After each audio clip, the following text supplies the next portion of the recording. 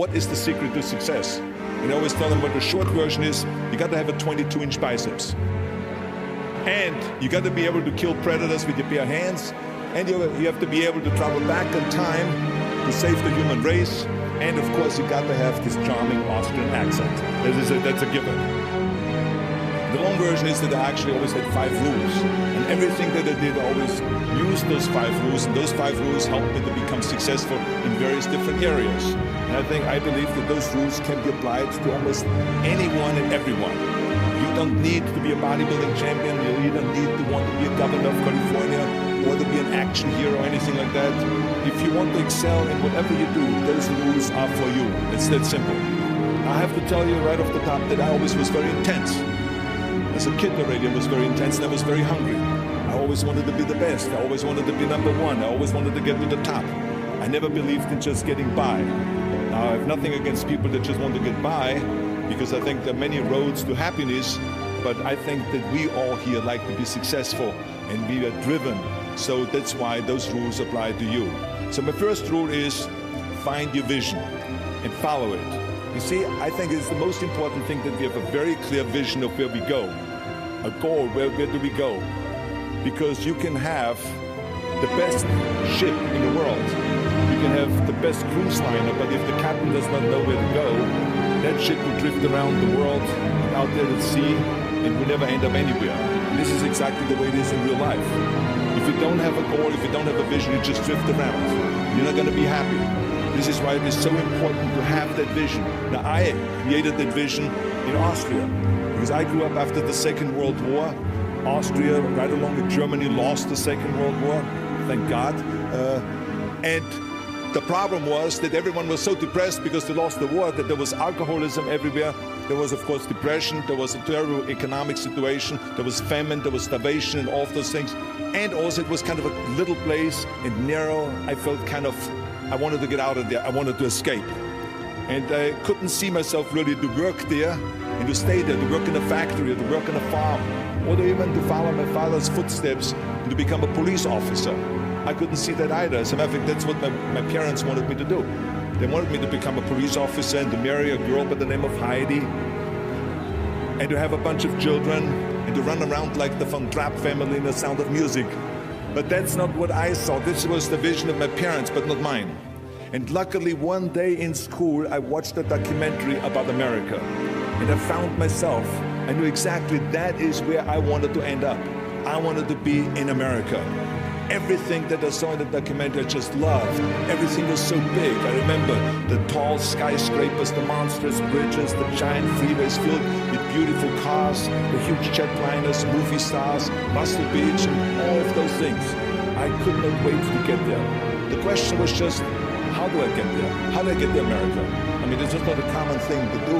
Way back in the 50s, no one had the money to travel or anything. But one day, I was fortunate enough to see a magazine. And that magazine showed me the path to America. And it was a bodybuilding magazine. And on the cover was this very muscular guy. He was standing there like Hercules with a Hercules outfit. His name was Reg Park.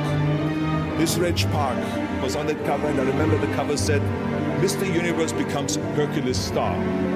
I read the article as fast as I could, learning about how he grew up in Leeds in England, poor, and how he trained 5 hours a day, every single day, and trained and trained and trained and lifted weights, and then he finally became Mr. Great Britain.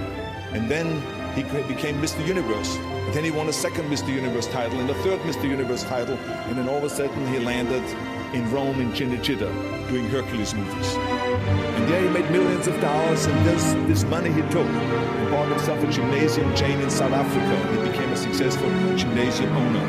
And as I read, I became more and more certain about my own future. As I read this story, I was so excited, so interested. I knew exactly that I wanted to become another Reg Park. I know he laid out the blueprint for my life, basically. I could see myself, I could visualize myself clearly to be a champion on that same stage where he won the Mr. Universe, and then to move to America, then get into movies, and then become rich and famous. I had that vision very clearly laid out. I was so happy that I knew exactly where I was going. From that moment on, everything that I did, no matter how hard I had to work, or how much I had to struggle, it didn't matter. It was a wonderful joyride because I knew what the purpose was and I found my passion. The simple truth is, if you don't have a vision, if you don't have a goal, if you don't see your future laid out in front of you, you're just floating around without a purpose. And I think that the numbers speak for themselves. This is why so many people around the world are unhappy with their jobs. I mean, in America, 74% of the people hate their job and would like to change jobs. But think about that. That means that only a quarter of the Americans love their life's work. I mean, that is a very depressing statistic. I always smiled when I worked, no matter how hard I worked. I always had a great time, no matter what I did. It didn't matter if it was in bodybuilding, or if it was in the movies, or if it was as governor. I remember in the pumping iron days, people asked me in the gym all the time, why are you smiling all the time? Why are you so happy? You have to lift 50 tons of weights. You have to train 5 hours a day. I mean, I look at the other bodybuilders' faces and lifters' faces, and they look kind of depressing. They look sour. They're miserable that they have to lift weights. You don't look miserable, you look happy. And I tell them always, I say, I smile because I know exactly that every rep that I do, that every set that I do, every weight that I lift, I get one step closer to turning that vision of mine into reality and becoming that Mr. Universe. I could not wait to lift another 500 pounds in the squats. I could not wait to do another 1,000 sit-ups. I could not wait to do bench press, more bench press and more curls until I couldn't move my arms anymore. Because I knew that every rep got me closer to standing on that stage as a champion. As a matter of fact, when I lifted weights, I didn't really feel like I was lifting weights. I felt like I was lifting a trophy over my head each time I lifted. And to have all those bodybuilders around me and thousands of people screaming. And I tell you that this vision didn't just help me in bodybuilding, it helped me with everything, like I said. I remember in the movie business, there was many times stunts that I had to do. Yeah, I got hurt, I was in pain, in agony, and I had to do it over and over again. I remember one incident specifically on Conan the Barbarian. There I was, crawling on all four, on rocks, over rocks and gravel, holding my sword right in front of me. And as I was crawling, the camera followed me. It was around 30 feet that I crawl on those rocks and this gravel. And eventually, after 10 takes, my elbows and my knees started bleeding and hurting. And the director came to me sheepishly and said to me, he says, do you mind if we do another take? I need a close-up of you. And I said to him, no, I don't mind at all.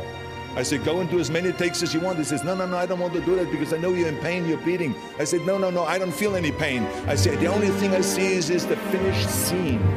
I see the finished scene of me crawling on all four with my sword in the front, crawling up and sneaking up behind Thulsa Doom, the main villain of the Conan movie that killed my parents, and rising up behind him and cutting his head off. That's what I see. Remember, crush your enemies, see them driven before you, and hear the lamentation of their women. So this is why, because I visualized that scene, this is why I did not feel that pain. I did not care if I was bleeding on my knees, because I know that pain is temporary, but the film is permanent. And I explained that to the director, so this is why I try to tell you, always discover your vision. The rest will follow.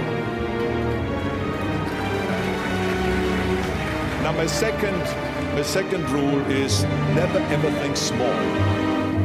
If you're going to accomplish anything, you have to think big. You have to go and shoot for the stars. The biggest challenge most people have is because they think small. And the reason why people think small and why they choose small little goals is because they're afraid to fail. They know that if you shoot for a big goal, then the chances of failing are very high. And they're afraid of failing. It's one of the most common things why people are frozen and why they cannot make a move in life, because they're scared of failing. I say to myself, hey, I'm not worried about failing because that's part of life. You're not going to go and win everything. And how far can you fall? Look at this. This is the ground. That's as far as I can fall. And you know something? That the only time you really consider the failure is if you fall and you don't get up. But if you get up, you never consider the failure. So I never considered myself a failure. I always considered myself a winner, even though I fell every so often. But I always got up and I always moved forward.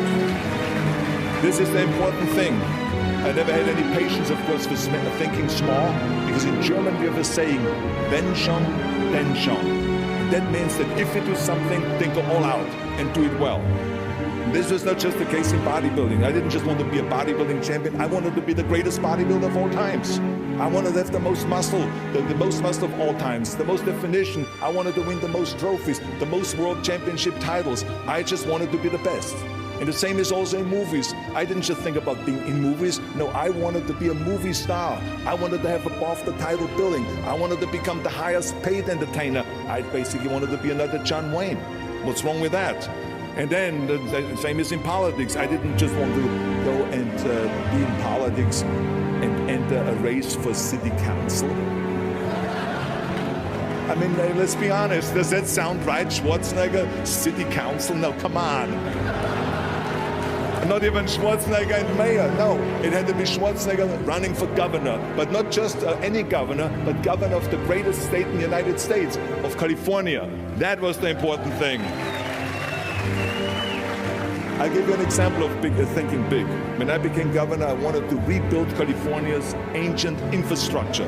You see, America has been living off infrastructure that was built in the 50s and 60s. And it drives me absolutely insane that America hasn't started rebuilding that infrastructure.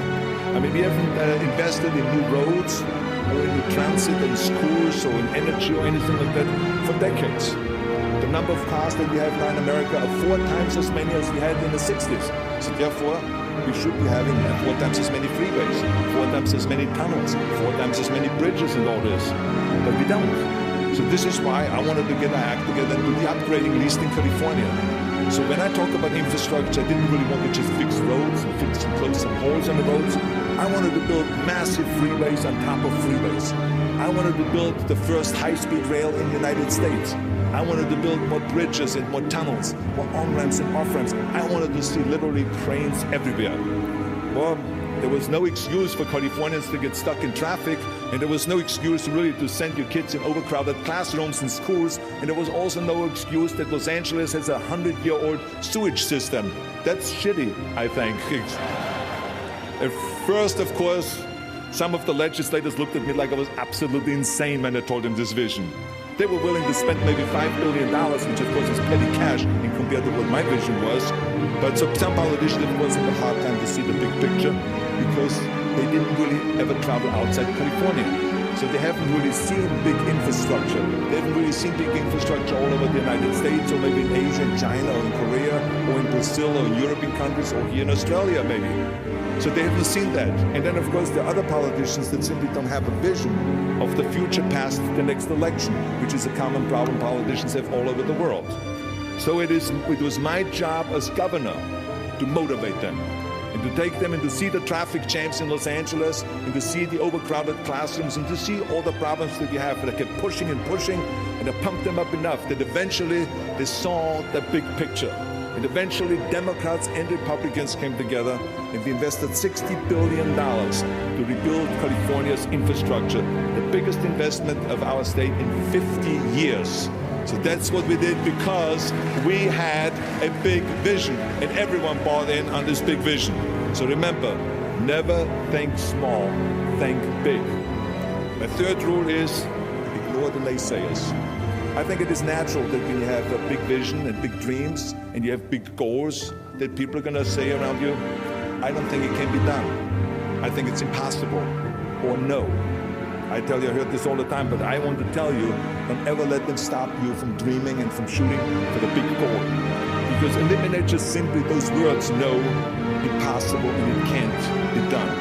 I mean, in each one of my careers, when someone said it's impossible, I heard it's possible. When someone said it can't be done, I heard it can be done. And when someone said no, then I heard loud and clear, yes. So this is what I believe in. I am a big believer of what Nelson Mandela said. He said it always seems to be impossible and still someone does it. And that's exactly what it is. I wanted to be that one that does it. I wanted to break the new records and I wanted to do something that no one else has ever done. So I think that's what you need to do. Don't ever be worried about that someone hasn't done it. Just think about how many times my career would have stopped. My career would have ended if I would have listened to the naysayers. I mean, it started right away when I was 15 years old and I became a bodybuilder. right off the top, when I said, I want to be a world champion in bodybuilding, I want to be Mr. Universe. They immediately said, are you crazy? You're in Austria. In Austria, you can become a ski champion or a bicycle champion or something like that, but bodybuilding is an American sport. Forget about it, it's nuts. Then when I wanted to move to America, they said again, it's impossible. You will never be able to do that. You have no money, you're all by yourself. And then when I wanted to go into show business, after I won 13 world championship titles in bodybuilding, I said, I want to be like Reg Park. I want to be a Hercules. I want to get into movies. Well, I tell you, when I met those agents and managers and studio executives, their reaction was, oh, Arnold, that is so funny. You want to be what, a leading man? Oh, come on. I mean, look, first of all, let's start with your body. Look at your body. I mean, you're overdeveloped. You're gigantic. You're like a monster. Are you kidding me? Do you know what the new thing, the new trend is? It's little guys like Dustin Hoffman, Al Pacino, Woody Allen. Those are the new sex symbols. Don't you get it? And then your accent, oh, it gives me the chills just listening to your German bullshit. Come on now. I mean, oh God, I mean, it's like, it's scary when you talk. It's unbelievable. I mean, have you ever, Arnold, I mean, this serious, have you ever seen an international movie star with a German accent? It doesn't happen. Forget about that. And then your name, what is it, Schwarzenegger or something like that? Yeah, I can see that name already up there on the billboard. Yes, and people are going to storm the theater and the movie houses because Schwarzenegger is starring in a movie. Oh yeah, I can see that already. So that's what they said. They said to me, it says, look, forget about it, you're a nice guy. I mean, you're a bodybuilding champion. Why don't you open a gymnasium or a health food store or something like that? We can help you with that, and then we get you on the side some little parts, like maybe playing a bouncer. I mean, with your body, perfect, or maybe a wrestler. I have a good idea with your accent, a Nazi officer. Now that's really great for you. I call my buddies over at Hogan's Heroes. I mean, they would probably use someone like you. So that's what they said. Imagine that. Everywhere I turned, they said, no, it won't happen, it's not going to happen, and forget about it. Luckily, I did not listen. I did not listen because I knew if I worked hard enough and if I worked as hard as I did in bodybuilding, 5-6 hours a day, that I would make it, that I could prove them wrong. And I started working very hard. I started taking acting classes, English classes, speech classes, dialogue classes, even accent removal classes. I ran around all day saying lines like, a fine wine grows on a vine. Because you see, we Austrians and Germans have a difficult time with the V and with the W and with the F, we get it all mixed up. So it was a fine wine grows on a vine. Or the sink is made out of zinc. And all those kind of lines. I said, oh, and you know something? All of a sudden, I got a little break. In the early 70s, I remember, all of a sudden, I got a TV show. A little part, then another little part. Then all of a sudden I got a phone call from Lucille Ball to be in her special Happy Anniversary and Goodbye, which was with Art Carney. I had this 6-minute scene as an Italian masseur. Now most people don't know the difference between an Italian accent and a German accent, so I got away with my German accent. But I played this Italian masseur and I was so delighted. And then right after that I got a guest starring role in Streets of San Francisco with Michael Douglas and Carl Morgan. And then Pumping On and Stay Hungry. And then, of course, I landed the big role of Conan the Barbarian. So finally, I got the big break. And you know what was so interesting about it was that as soon as we were finished with the Conan movie, we were out there on a promotion tour. And the director said at the press conference, the director is John Milius, he said, if we wouldn't have had Schwarzenegger with those muscles, we would have had to build one. Now think about that. Before it was this huge obstacle to have this body, and all of a sudden the director says, if we wouldn't have had Schwarzenegger with his body, we would have had to build one. Now what a turnaround. And then when I did Terminator, James Cameron said, which was really great, he said the I'll be back line became one of the most famous movie lines in history because of Arnold's crazy accent, because he sounded like a machine when he talks. So as you see, everything that the naysayers said was a liability became an asset. And the same was also in my political career. When I ran for governor, they immediately said, I shouldn't do it, it is a big mistake, it won't happen, I will lose, and all those kind of things. And the rest, of course, is history. The bottom line is, if I would have listened to the naysayers, my career would have ended when I was 15 years old. I would be still yodeling in Austria, in the Alps, and I would not be talking here today to you. And the reason why I'm here today and talking to you is just because I did not listen to you can't or it's impossible or no. So I just recommend you very strongly, ignore the naysayers.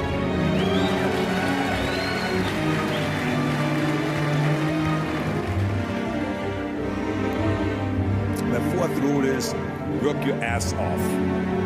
Nobody ever stumbled upon success by accident, except maybe the guy who found gold in California. But don't ever think that you can be that guy. I mean, you never want to fail because you didn't work hard enough. I always believed no stone unturned. Work your butt off. That's what I always believed. No matter what you do, work, work, work. I remember Muhammad Ali, one of my great heroes, had a great line in the 70s when he was asked, how many sit-ups do you do? He said, I don't know, because I start counting only when it starts burning. When it starts burning, that's when he starts counting. You see, that's what makes you a champion. It doesn't matter in what area you're in. No pain, no gain. The bottom line is, one of my rules, which is work your butt off. If you don't apply that rule, all the other rules won't mean anything. I mean, it drives me absolutely nuts when people say, I don't have time to work out. Haven't you heard that many times? I don't have time to work out, or I have worked so hard all day, I'm tired, I cannot work out anymore. Or I cannot read another book, or I cannot improve myself, or I don't have time, or I work so hard that I cannot really improve my business, or I cannot grow as a person, or any of those things. What the hell are we talking about here? I mean, the day is 24 hours. You sleep 6 hours, so you have 18 hours left. I mean, I know there's some of you out there that say, well, wait a minute, I sleep actually 8 hours, but that's just sleep faster, okay? You don't, I mean, let's not get bogged down with this stuff here. Listen, when I came to the United States, I remember that I trained 5 hours a day, every day, and I was managing a construction business, and I was a bricklayer, and I went to college also, and I took acting classes from 8 o'clock at night to 12 o'clock midnight. All of that in one day. Every day I did that. I did not worry about it. I knew that I had 24 hours and I didn't want to waste one single hour. Because I believe what Ted Turner said, who's one of the great entrepreneurs who started CNN and so on. He said, early to bed, early to rise. Work like hell and advertise. So that's what I believe. Just remember, you can't climb that ladder of success with your hands in your pockets. You must work your ass off. It's that simple. My fifth and last rule is, don't just take, give something back. Leave your mark on the world. I believe that we all have an obligation to do something for our community, something for our state, something for our country. We must serve a cause that is greater than ourselves. Because we all know that in the end we will be judged, not by how much we made, but by how much we give. Ever since America greeted me with open arms, I've had this sense of responsibility and I felt obligated to give something back to America. Because I know that everything that I have accomplished is because of America. If it's my bodybuilding career, if it is my show business career, my political career, the money that I've made, my great family that I have, all of this is because of America. But I have to recognize the fact that America did not become the land of opportunity in this great country by itself. No, in history, people worked tirelessly in America. People fought and people died to make it the land of freedom and opportunity and the land of liberty. So now it is our responsibility, if we want to keep it the #1 country in the world, to work for that and to give something back to that country. And it doesn't matter if you're in America, or if you're in Australia, or if you're in China, or if you're in Japan, or in Italy. It is the same thing. You all have to give something back to your country, no matter where you're from. Now, I love the words of my father-in-law, Sergeant Shriver, who started the Peace Corps, the Job Corps, legal aid to the poor during the Kennedy and during the Johnson administration. He was the #1 public servant, and he always inspired me to become a public servant. He was one of my heroes. He said at Yale University at a commencement speech, he said to the students, tear down that mirror. Tear down that mirror that makes you always look at yourself. And you will be able to look beyond that mirror, and you will see the millions and millions of people that need your help. And I saw those millions and millions of people. And this is why I tried to take every opportunity that I could to give something back. I started training Special Olympians, people that were intellectually handicapped, to help them with weightlifting and powerlifting. I became the international powerlifting coach and the torchbearer for Special Olympics. Then later on, I joined the Simon Wiesenthal Center to fight prejudice, so we don't have the things happening again as we had during the Second World War, during the Nazi Reich. And I joined also the President's Council on Fitness. I became the chairman under President Bush from 1990 to 1993. To be the chairman and to promote health and fitness in all 50 states. I traveled all 50 states. I started after-school programs for the most vulnerable children, for inner-city children, to make them be able to say no to drugs, no to gangs, and no to violence, and to say yes to education and yes to life. And every single time I reached out and I gave something back, I felt fantastic. Nothing made me happier. I would rather play chess with an 8-year-old kid in an after-school program or play golf, a round of golf with a Special Olympian, then go down another red carpet of a movie premiere. And I have nothing against movies, but to give something back to me is more important than just to think about myself. Eventually, the joy of giving back was so great that I decided to become a public servant full-time and to turn my back, actually walk away from my career as an actor. After I finished promoting Terminator 3, I jumped into the race, into the governor's race in California, and I ran for governor. And even though my friends advised me not to do that, they said, "Are you crazy, Arnold? Don't you understand that you would lose now this $20–30 million a movie that you're getting paid? And they will only pay you $178,000 as governor a year?" Well, I didn't care, because I knew that all the money that I've made and to be in that position in the first place to make this money is because of America. It was time to give something back. So I became governor, and I didn't even take the $178,000. I gave it back to the taxpayers because it was petty cash. It's the last thing I needed. And I can tell you that those 7 years were the most exciting and the most rewarding and the most gratifying years of my life. To work all day long, to solve problems and to serve the people was absolutely heaven. It was the best job I've ever had. But I also knew that eventually it's going to come to an end. And after 2 terms, it did come to an end. But when it came to an end, the one thing that didn't come to an end and was not finished was my desire to be a public servant and to serve the people. And this is why I continued to work for Special Olympics. That's why I continued to work on fighting my fitness crusade and traveling around the world to promote health and fitness. And this is why I continued to support after-school programs, and we even started the Schwarzenegger Institute at the University of Southern California to continue to inspire students and leaders around the world to find solutions to complicated issues and to give back to make the world a better place. So thank you. But I tell you that I was very fortunate that I had great heroes. I had great heroes that I could look up to. And I mentioned 2 of them, Muhammad Ali and Sergeant Shriver, my father-in-law. But there's other great heroes like Gorbachev, Reagan, Mandela, great leaders like Mother Teresa, Chancellor Kohl, and Churchill, and the list goes on and on. I mean, those people had such an impact on the world. Single-handedly, they've changed the world. I mean, if you think about just Gorbachev, I mean, this man, every time I meet him, I'm in awe. I mean, he grew up under communism, and he rose from the bottom of the ranks straight up to the top.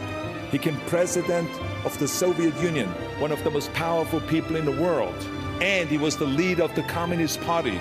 And when he was in a top position, he realized that the system was broken. Now, what do you do when you're the top leader of the Communist Party and you realize that the system, that communism, doesn't work? Well, you know what he did? He dismantled communism. Think about the courage that takes. I mean, the guts that it takes to do that. Think about that Gorbachev completely transformed his country with glasnost to give his people for the first time freedom. And then through Perestroika, reforming Russia's economy. He didn't wait for the next president. He didn't complain. He simply said, if not me, who? And if not now, when? So I feel very strongly all of us need to have and embrace that kind of a spirit. We all can create change, whether it is in our neighborhood or in our local schools or in our country. It can be big, but it can also be as little as just going to a school kid that has problems reading and teaching that kids how to read or how to do math. We don't have to just work on me. We should also work on we. Not just me, but also we. Remember that. To lead a truly full life, you must give back. You must leave the world a better place than you found it.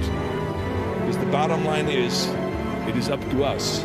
I mean, those rules that I've given you are important rules, but giving back is one of the most important rules.